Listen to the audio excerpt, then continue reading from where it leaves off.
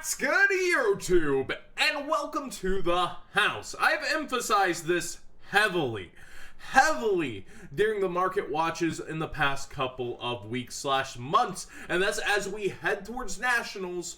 The show is over on the market. Everything comes down because there's not competitive events so much, and it's about time that people realistically aren't going to get cards in the mail in time before they hit their flights out here to Fort Worth for the WCQ. Engage is falling like a rock faster than I thought it could have. We see the lows are at 81, 83, 85. Yes, that's pretty different increments once you start heading up, but look at its market price, 96. This has been dropping like a rock. Widow Anchor now below 30, below its original set price from Sneak Peeks, where it went straight up from there. We have it hitting one of its lowest prices ever at an even 30, and it's actually even cheaper on eBay, available for $25. Of course, that's an independent seller making their own decision, but then we see the market settling at 30 on eBay as well. It's pretty crazy out here. Engage available first at $76 here on eBay before we get into those not real ones, the Japanese ones we can't play with. I guess they're real for them, but we can't touch those. And then we got 80s, 85. So it does seem to settle in at 80 on eBay even more as well. The market's just crashing on these cards, the Sky Striker cards. We see Beat actually holding somehow around 15 before Afterburner, a card actually played in the meta, $9, etc. And similar on eBay for Afterburner, $9. And we see it go to 11 and so on. I don't have it on Buy It Now, oddly enough. Yeah, so it goes 11, 11. What's happening here? These aren't candidates for the Megatons. These aren't candidates for Battles of Legend, as we now know the whole spoilers, but what they are is meta. And through the offseason, people are scared that there will be an update to the ban list after the Worlds format before the 200th YCS, which is highly likely. It's how many Trickstar Sky Striker decks are going to top here in the WCQ? And then we have Worlds format where they actually won't be that present because I believe reincarnations hit in the OCG. So then we head towards the 200th. It's likely we'll have an updated ban list before that. And it's going to be a really big event. 3, I believe, major YCSs all in one day. People are just not wanting to hold onto their meta cards if they're not playing in the WCQ. And most people who have acquired those cards are already going. Next up, we do have Megaton candidates. Skull Dread continuing to drop down. We see it at 42 here, but much lower on eBay, $37.50 and then $38.50. Almost a $5 difference between the platforms. So that's a pretty big deal in terms of just seeing the independent sellers going out and saying, I want to get rid of this now. I know the Megatons are coming. It's time to unload. And you see that pretty consistently across the board with the Megaton cards evenly matched here on eBay at 55 versus, I thought I had it up. Oh yeah, here it is. Versus 56 over here. Market price 58. This was the one that was really trying to hold on to its price.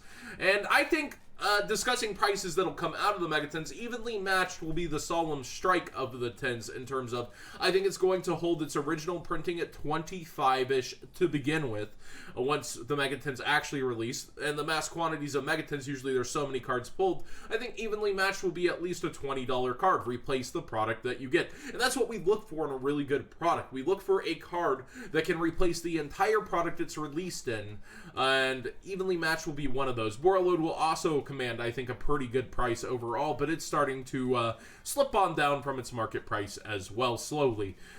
The show is over. People are not ordering these by mail for the WCQ anymore, and then you're going to see a flood of duelists, puns intended, flood's a Yu-Gi-Oh set. You'll see a flood of duelists actually selling off their decks as the WCQ ends, as they aren't going to be playing competitive Yu-Gi-Oh until the next regionals roll out, which will be in like a month and a half, and then the 200th will pick up a lot of duelists going for it. But usually this is more the off season, the slower season. We see Firewall actually hanging in there pretty well, but Reincarnation announced in Battles of Legend. Battles of Legend doing its job, wrecking the market real swift and fast, dropping down from about, I think around 35, down to 22 almost instantly. We see 23 here, 23 here. Pretty even on these eBay ones. Brilliant Fusion is a card I was thinking, that could be a good pickup, but at the same time, I think it'll fall towards $3. And it seems the market is thinking similarly, as before even the set releases, the supers have dropped all the way down to 5, signifying it's likely to be 3. Now, on these cards, I feel like we're seeing them sell a lot faster on TCG Player.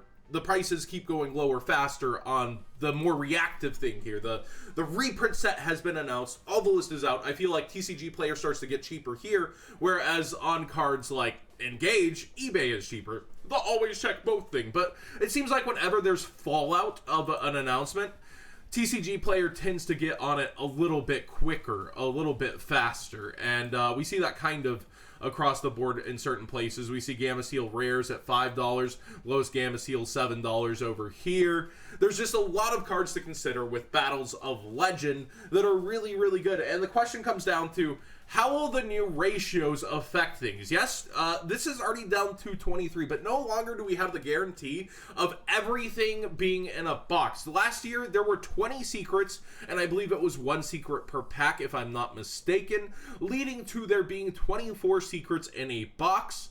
Now, we have 40 secret rares. What's that mean? That means you're not guaranteed every secret in a box, if I'm correct there. And that would lead to the fact that it's about 2 boxes, if there's no short prints this year, to get everything, which isn't the hardest thing to do, but then your box could 2 boxes could not have a reincarnation. It'll even out over the courses of cases, of course, but I personally think that this year's Battles of Legend, the ratios are going to be a little more wonky considering that, and it's maybe some cards will hold some better value this year because of the bigger card pool, and I think that's personally good for long term, but also for you players who are hoping to pack everything like Pendulum Evolution and last year's Battles of Legend, it's highly unlikely. I think 9 out of 10 boxes of Battles of Legend had every secret in it. I saw people just showing the whole set straight out of 1 box last year, and a few people would be like, oh, I didn't get an Omega here, or I didn't get a Crystal Wing here. It was pretty sparse. Overall, the set seemed to do it, and it was real RNG to not get it. And another card I want to talk about, people were saying this was already underestimated as an engine, but now it's going to see 2 reprints. It's going to see a reprint in the Megatons and a reprint here in Battles of Legend. I would fire sell these personally. I would get them the heck out of my binder and reacquire them later. Even the original first ed printings aren't going to come back to a value like this. Like a card like Pot of Desires without a secret rare reprinting is holding a price similar to this that saw insane meta play. You're telling me this is going to hold anywhere near here?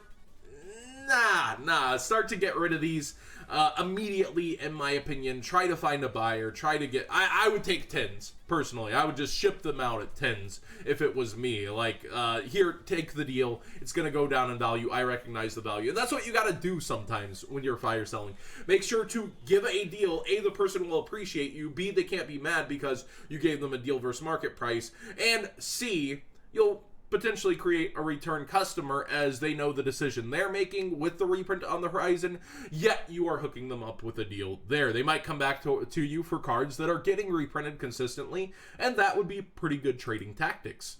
But overall, I would say fire sell this. Now, basically anything in Battles of Legend, despite the new rarities, I would consider getting rid of, but we do have the opportunity once the set fully releases, once tons of it has been ripped open, to see different ratios due to the higher secret rare printings than last Battles of Legend, and perhaps actually cards to get this year, such as our double evolution pills and Galaxy Soldiers of last year.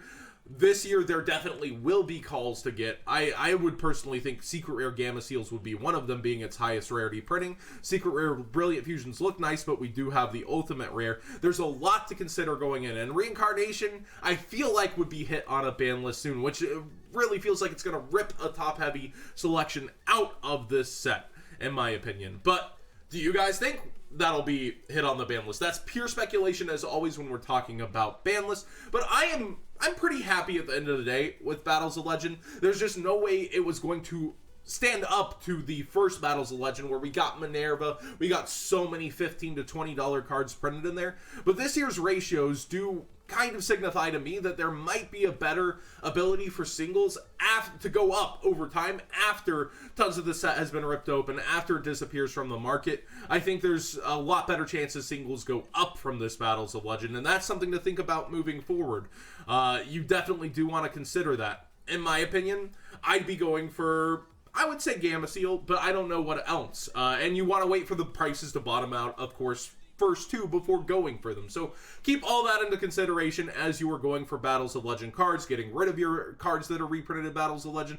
And what do you guys think of this market crashing this fast, this hard? I don't think anyone expected, a $76 Engage on market a week before Nationals. I expected it a couple days maybe for it to hit 75, but a whole week before, you almost have a chance to get it in, but you sure are risking it. Thanks for watching, everybody. Hopefully you enjoyed this market watch. Give it a thumbs up if you enjoyed it, and do remember to subscribe if you're new here, or if you just haven't already.